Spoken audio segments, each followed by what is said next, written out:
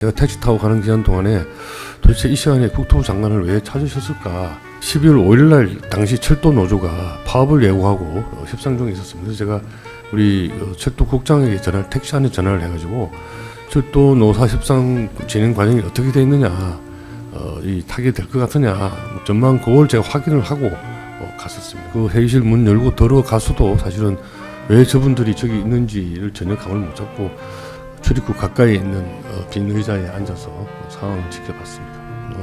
뭐 헌법 공부할 때나 배웠지 잘 잊어먹고 지내던 거라서 나중에 이 사건이 나고 여러 가지를 통해서 그런 내용을 정확하게 알게 되었습니다. 그만큼 계엄이라는 점 상상도 하지 못했던 상황이고요. 증인 그 대통령실로 빨리 들어오라는 연락을 받고 가고 계셨는데 도착을 했을 때 이미 피고인, 당시 대통령이었던 피고인이 비상계엄을 선포하러 간 상황이었죠. 제가 분 단위로 기록을 했거든요. 해서 있는데 지금 가져가셔가지고 제가 정확히 모르지만 그래서 용산 컨벤션 센터 앞에 와서 전화를 주십시오라고 행정관이 저한테 이야기를 했어요. 그래서 제가 용산 컨벤션 센터 앞에 택시를 내려가지고 그 행정관에 전화를 했더니 전화를 안 받으시더라고요. 그래서 두 번을 전화를 했습니다. 통신 기록을 다 제가 검찰과 특검에 다 제출을 했었고요. 두 번을 해도 안 받으셔서 밖에서 그냥 서 있었습니다. 서 있었는데 그분이 이제 전화가 와서 앞에 왔다 그랬더니 그러면 기다리시면 경호실 차를 보내드리겠습니다. 그래서 조금 한 1분, 2, 3분 있었는데 경호실 차가 와서 타고 들어갔습니다. 예. 네.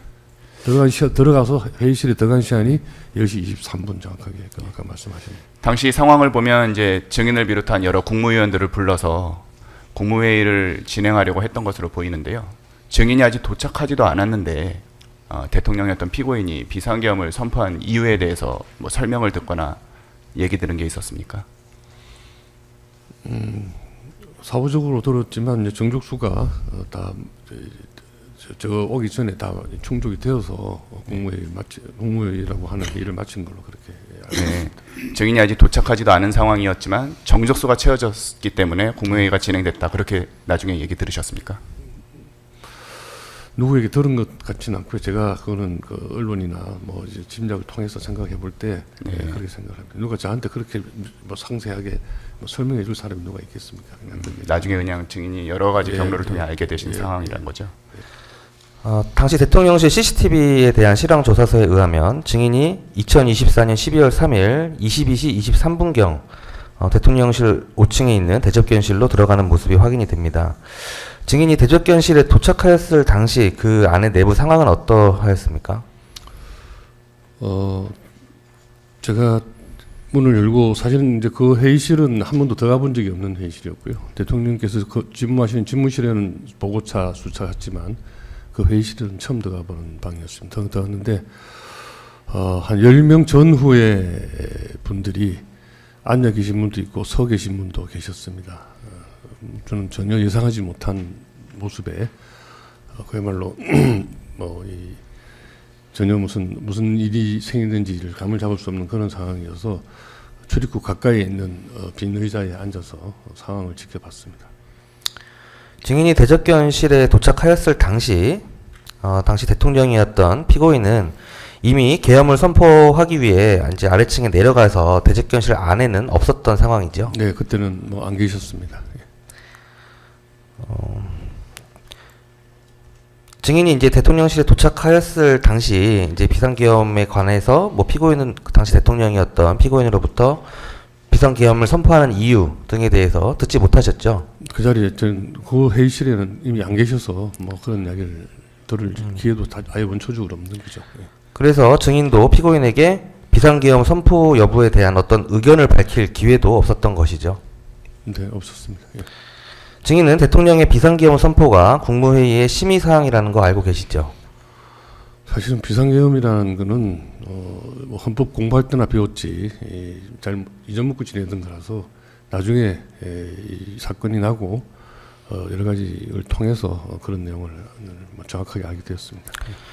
그러니까 그 변호인께서 질문하신 과정 중에 이제 국토부 장관으로서 계엄에 특별히 뭔가 관련이 있다거나 계엄이라는 내용에 대해서 뭐 관여하실 게 특별히 없으시지 않냐는 취지로 질문하시고 그에 대한 답변을 하신 것 같아서. 근데 이제 계엄이라는 게 전 부서 뭐 어떤 특정 부서뿐만 아니라 전 부서 그리고 나라의 어떤 전체적인 운영에 큰 영향을 미치는 것이고, 증인도 이제 뭐 또 교통을 담당하는 이제 장관으로서 또 그런 계엄 상황 하에서 뭐 교통이나 말씀하셨던 것처럼 뭐 국민들의 출근길이나 이런 부분도 이제 신경 쓸 부분이 있을 텐데, 계엄을 선포하려는 사실을 미리 아셨다면 이런 부분에 대해서 뭐 의견도 개진하시고 말씀을 하셨을 것 같은데 어떻습니까?